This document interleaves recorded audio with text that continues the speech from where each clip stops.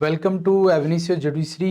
आज हम बात करेंगे राजस्थान एपीओ का जो रिजल्ट कल आया है उसके बारे में, क्योंकि कल के रिजल्ट ने बच्चों को काफ़ी ज़्यादा निराश किया है और काफ़ी ज़्यादा ही वो अगर कहा जाए तो आ, सोचने का विषय है, क्योंकि इतनी सारी वैकेंसी के बाद सिर्फ इतने कम नंबर्स ऑफ कैंडिडेट का सिलेक्शन होना कहीं ना कहीं क्वेश्चनेबल है। हर एक चीज़ पर एक क्वेश्चन है, हमारे सिस्टम पर एक क्वेश्चन है, हमारी तैयारी पे क्वेश्चन है, हमारे एग्जाम पैटर्न पर क्वेश्चन है, हर एक चीज पर एक क्वेश्चन है। पहले हम थोड़ा सा एक बार इनके रिजल्ट को एनालाइज कर लेते हैं, उसके बाद हम इस पर डिस्कस करते हैं। जैसे कि इन्होंने लिखा है, जो कट ऑफ मार्क्स इन्होंने देखा है तो यहाँ पर कैटेगरी वाइज रखा है, और यहाँ पर जनरल कट ऑफ में एनए है, यहाँ भी, और ये सब में NA not applicable for the, इनका जो क्राइटेरिया है उसको उसके लिए बच्चे एप्लीकेबल थे ही नहीं। कुछ एक इन्होंने अनरिजर्व्ड में यहाँ पर 163.50 की मेरिट को कट ऑफ मार्क्स को रखा है। जिन बच्चों का सिलेक्शन हुआ है वो बहुत कम नंबर्स हैं, ठीक है, जिनका सिलेक्शन फाइनली हुआ है, तो ये इन्होंने मेरिट रखी है। बाकी जिसमें WD, और SC ST, इन सब में इनको बच्चे ही कहीं पर नहीं मिले हैं। तो देखा जाए तो ये दोनों ही चीजें बहुत ही ज्यादा सोचने वाली है, मतलब कहीं नहीं है। अगर तुम देखोगे इसमें कुछ है ही नहीं, किसी कैटेगरी में कोई स्टूडेंट इन्हें मिला ही नहीं। ये कैसे हो सकता है? मतलब तुम एक एग्जाम कराते हो और उस एग्जाम में बच्चे बैठते हैं, 1800 2000 बच्चे बैठकर पेपर देते हैं, और तुम्हें उनमें से 180 90 बच्चे तुम्हें नहीं मिलते। मैं कहता हूं 180 90 ना मिले होंगे, 100 तो होने चाहिए थे, 50% तो होते। अदरवाइज तो मेरा मानना तो ये है कि जिस हिसाब से आज की टाइम पर बच्चे प्रिपरेशन कर रहे हैं, अगर कोई स्टूडेंट प्री में बहुत अच्छी मार्किंग करके प्री को क्वालिफाई कर रहा है और वो फिर मेंस लिख रहा है, तो मुझे नहीं लगता कि उसने मेंस इतना बुरा लिखा होगा कि उसको 40% की जो आपकी मिनिमम क्राइटेरिया है पास मार्किंग का, वो क्रॉस ही ना कर पाया। और अगर वो क्रॉस नहीं कर पाया है तब भी ये गलत ही है। तुम ऐसा पैटर्न बना रहे हो, एग्जाम का पैटर्न, जिसको बच्चे फुलफिल नहीं कर पा रहे, जिसमें वो 40% मार्किंग नहीं कर पा रहे। एग्जाम जो होता है वो सिलेक्शन के लिए है, ना कि रिजेक्शन। एग्जाम का मीनिंग क्या है? मुझे ये सिंपली एक सीधी बात है, और सीधी मेरा क्वेश्चन है सभी से, हर एक बॉडी से जो भी हमारी इस तरीके के एग्जाम्स को कराती है, हर एक बॉडी से मेरा क्वेश्चन है कि एग्जाम का मीनिंग क्या है? क्या बच्चों को फेल करना एग्जाम का मीनिंग है, या फिर उनका सिलेक्शन कराना एग्जाम के मीनिंग है? माना तुम्हारा एक मिनिमम क्राइटेरिया है, लेकिन अगर मैं किसी भी कॉपी को चेक करने के लिए बैठता हूं और मेरा मन नहीं है कि मुझे इसमें 10 में से 4 नंबर देने, तो मैं नहीं दूंगा, बात ही खत्म हो जाएगी। यहां कोई पैरामीटर थोड़ा ही ना है। यहां पहले तुमने कोई ऐसी गाइडलाइन दी बच्चों को कि भाई एक काम करेंगे हम, अगर आप 20 नंबर का एक क्वेश्चन आता है तो आपको उसमें 10 केस लॉ लिखने पड़ेंगे, 4 इलस्ट्रेशन लिखने पड़ेंगे, 5 एक्सेप्शन लिखने पड़ेंगे, सेक्शन को एक्सप्लेन करना पड़ेगा, ठीक है, तब जाकर वो 4 नंबर का मिनिमम 4 नंबर का क्राइटेरिया फुलफिल होगा। 10 में से 4 तभी आपको मिल पाएंगे जब आप इतना लिखोगे। तो वो जो एक गाइडलाइंस है वो तो दो कम से कम।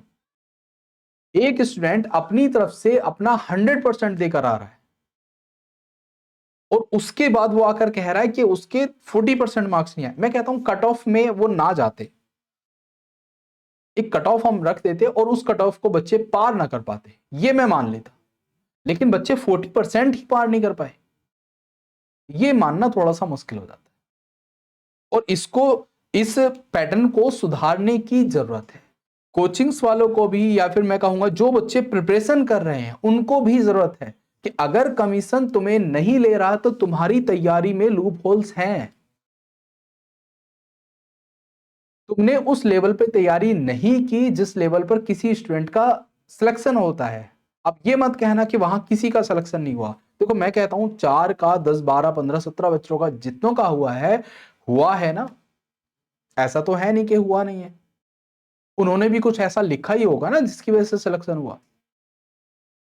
तो ये क्वेश्चन केवल और केवल सिर्फ जो गवर्नमेंट बॉडी है उस पर क्वेश्चन नहीं उठाता, सिर्फ कमीशन पे क्वेश्चन नहीं है, ये क्वेश्चन स्टूडेंट के ऊपर भी कि तुमने कैसे प्रिपरेशन की, कि तुम अपने आप को कैसे वहां रिप्रेजेंट कर पाए कि 40% भी आप जो क्राइटेरिया था उनका वो फुलफिल नहीं कर पाए। इसका मतलब तैयारी में कमी थी। और मैं कमीशन से भी रिक्वेस्ट करना चाहूंगा कि बच्चों को मैं चाहूंगा कि अगर आपको लगता है कि बच्चों में और अच्छी क्वालिटी के स्टूडेंट आपके पास आए, बहुत अच्छे आपको फ्यूचर के एडवोकेट्स मिले, फ्यूचर के जजेस मिले, तो मैं कहूंगा कि आप इस एग्जाम के पैटर्न को और थोड़ा एक्सटेंड कर दो और थोड़े नए इसमें जैसे मतलब आपके यहाँ इंटरव्यू नहीं था, मैं कहूंगा इंटरव्यू भी होना चाहिए था, उसके बाद भी अगर कोई और एग्जाम रखने का मन है तो वो भी रख लो। लेकिन अगर बच्चे पेपर दे रहे हैं तो ऐसा मत करो कि उनका विचारों का सिलेक्शन ही ना। 40% इतना कम होता है।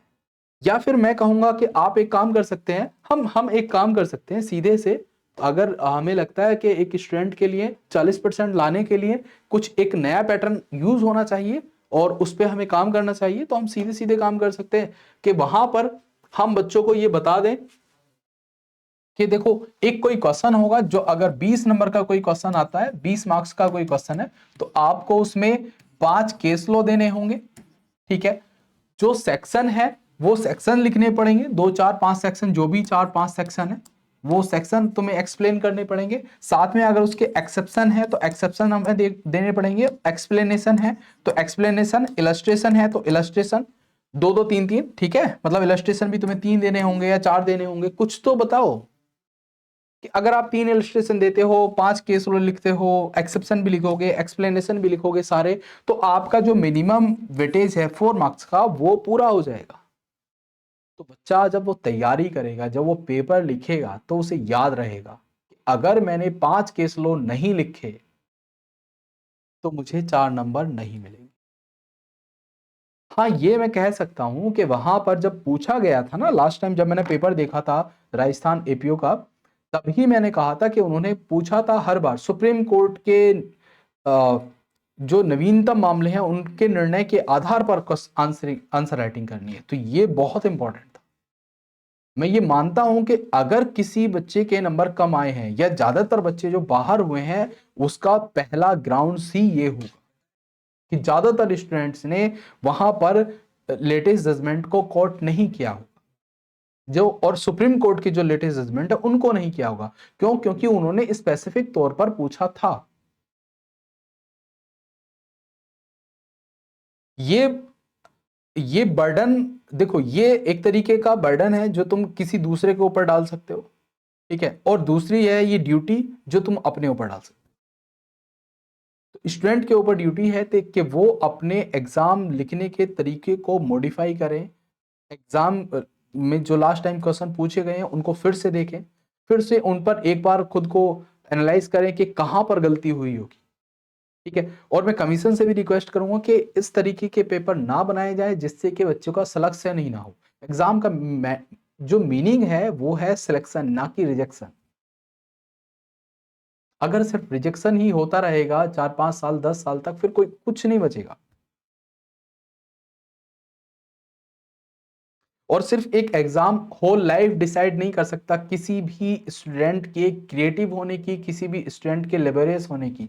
ये कोई पैरामीटर नहीं है, बहुत बड़ी लाइफ है। एक बच्चा है जो टॉपर होके जाता है और इन होल लाइफ अपने ही फील्ड में वो बहुत अच्छा, बहुत अच्छे, मैं कहता हूँ एक जुडिशरी में एक बच्चा है जो टॉपर है, मान लेते हैं वो टॉपर होके गया, और हो ऐसा भी हो सकता है कि वो भविष्य का बहुत अच्छे जजमेंट वो दे, और ऐसा भी हो सकता है कि वो जजमेंट दे ही ना पाए, है ना। उनके लिए ऐसा तो है नहीं कि वो टॉपर है तो सारी चीजें लाइफ में टॉप ही होती रहेंगी। एक स्टूडेंट जो बिल्कुल लास्ट में पास हुआ है और उसके जजमेंट अगले 4 5 साल में इतने बेस्ट जजमेंट उसने दिए, इतने अच्छे तरीके से केसेस को सॉल्व किया है कि वो रिमार्केबल है किसी भी स्टेट के लिए। तो ये तो हो तो कुछ भी सकता है ना, जीवन तो आगे है, जॉब तो आगे है ना। एग्जाम जॉब थोड़ा ही ना है, एग्जाम एक सिलेक्शन है। हमें बच्चों को सिलेक्ट करना है, रिजेक्ट नहीं। इस पे विचार किया जाना चाहिए, और ये मेरी बड़ी रिक्वेस्ट है। मैं बच्चों की तरफ से बहुत कहूँगा, मतलब बहुत ही एक हम्बल रिक्वेस्ट है हर एक कमीशन से कि बच्चों को सिलेक्ट किया जाए। आप पैटर्न को थोड़ा सा मॉडिफाई कर रहे हैं तो बच्चों को थोड़ा एक बार अपडेट कर दीजिए कि भाई हम एक नया पैटर्न बना रहे हैं, इस पैटर्न पर हम क्वेश्चन पूछेंगे, आप तैयार करके आना। हम इंटरव्यू भी लेंगे, वहाँ का भी एक पैटर्न होगा, प्री होगा उसका भी एक पैटर्न होगा। हम प्रॉपर वे में इस तरीके के क्वेश्चन पूछेंगे। वहाँ पर जब हम नोटिफिकेशन जारी करते हैं मेंस की या प्री की, तब हम नीचे कह सकते हैं कि आपको प्रत्येक क्वेश्चन में 5 केस लो लिखना कंपलसरी है ना। जब हम इतना कहते ही हैं कि आप एसएस देंगे तो 7 ईयर एक्सपीरियंस चाहिए प्लस आपके नाम से जजमेंट होनी चाहिए, जब हम ये नोटिफिकेशन देते हैं, जब हम अब सिविल जज के एग्जाम्स आएंगे तब उसमें कहेंगे कि 3 ईयर एक्सपीरियंस आपके पास होना चाहिए, जब ये सब नोटिफिकेशन हमें आता है तो ये बात नोटिफिकेशन में ऐड करने में कोई बुराई नहीं है कि आप उसमें सीधे नोट कर दे कि 20 नंबर के क्वेश्चन में 5 केस लो लिखना अनिवार्य है, जिनमें से 2 केस लो वो होंगे जो लेटेस्ट होंगे, या 3 केस लो वो होंगे जो लेटेस्ट होंगे, 2 ऐसे होंगे जो लीडिंग होंगे। अगर किसी सेक्शन में एक्सप्लेनेशन भी है, किसी सेक्शन में इलस्ट्रेशन भी है, किसी सेक्शन में एक्सेप्शन भी है, तो सभी का मेंशन किया जाना जरूरी है। अगर वो सेक्शन कॉन्स्टिट्यूशन से कहीं कनेक्ट होता है या किसी अन्य विधि से कनेक्ट होता है तो उन अन्य अधिनियमों की उस पर्टिकुलर सेक्शन को वहां पर मेंशन किया जाना जरूरी, ये भी नोटिफिकेशन में आ सकता है। इतना कहने में क्या चला जाएगा। बच्चे जब इतनी तैयारी कर रहे हैं तो वो भी तैयारी करेंगे, ऐसा तो है नहीं कि वो करेंगे नहीं। आप सिर्फ बात कहिए, आप कहेंगे अब 3 टर्म में एग्जाम होता है, प्री मेंस इंटरव्यू, आप कहेंगे हम एक और जोड़ेंगे कुछ नया, वो तैयार हो जाएंगे। वो थोड़ा ही ना ऑब्जेक्शन करेंगे कि नहीं नहीं हम चौथा अटेम्प्ट नहीं देंगे, हम तो इसी में करेंगे, इसी में हमें सिलेक्ट करो, ऐसा थोड़ा ही ना होगा। और मेन बात है कि सिलेक्शन किया जाना चाहिए। सिलेक्शन ना होना ये फेलियर है, ये बच्चों को डिमोटिवेट करता है, ये पूरे सिस्टम को कहीं ना कहीं क्वेश्चनेबल बना देता है। तो मेरी बड़ी रिक्वेस्ट है और सभी से, और स्टूडेंट को खास तौर पे मैं ये एक तरीके से मैं वार्निंग देना चाहूंगा कि देख लो, एग्जाम पैटर्न बदल रहे हैं, और अगर तुमने बदलाव नहीं किया खुद में तो रिजल्ट्स नहीं आएंगे। और राजस्थान एपीओ मेंस का रिजल्ट इस बात का पहला एग्जाम्पल है, या फिर और भी कई सारे रिजल्ट आए हैं पहले भी, वो इस बात के एग्जाम्पल है कि भविष्य में अगर तुमने नए पैटर्न पर नए तरीके से आंसर राइटिंग नहीं की तो सिलेक्शन नहीं होगा। बाकी फिर से एक बार मेहनत करनी है, डिमोटिवेट नहीं होना है, फिर से एक कुछ नए तरीकों को अपनाना है, नए जैसे पुराने जो जहां पर तुम्हारा सिलेक्शन नहीं हुआ है वहां के फिर से क्वेश्चन देखो, फिर से उनकी फ्रेमिंग करो, फिर से तैयारी करो। जाना नहीं है, भागना नहीं है, हम फिर से लड़ेंगे। ठीक है, चलो ठीक है, बेस्ट ऑफ लक। जिनका सिलेक्शन हुआ उनको बहुत सारी बधाइयां, और जिनका नहीं हुआ है वो डिमोटिवेट ना हो और फिर से अपनी प्रिपरेशन स्टार्ट करें। Thank you.